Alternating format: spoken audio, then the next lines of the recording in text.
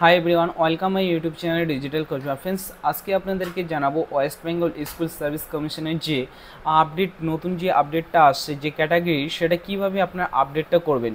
তো এই ভিডিওর মাধ্যমে আপনাদেরকে পুরো ইনফরমেশন প্রোভাইড করব। তো ফ্রেন্ডস, যারা এই চ্যানেলে নতুন রয়েছেন চ্যানেলকে লাইক ও সাবস্ক্রাইব করে নেবেন, ওর পাশে রাখা বেল আইকনকে ক্লিক করে নেবেন।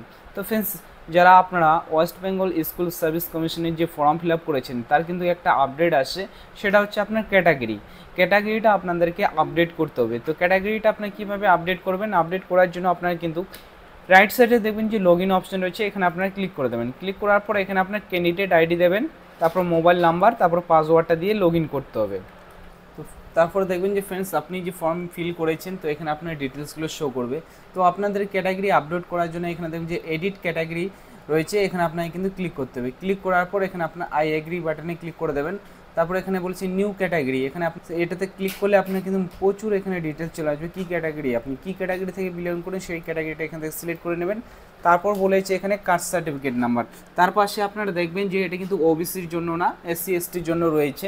তো এখানে কাস্ট সার্টিফিকেট নাম্বার দিয়ে দেবেন। তারপর যে সাবমিট অপশন রয়েছে, সাবমিট অপশানে আপনারা ক্লিক করবেন।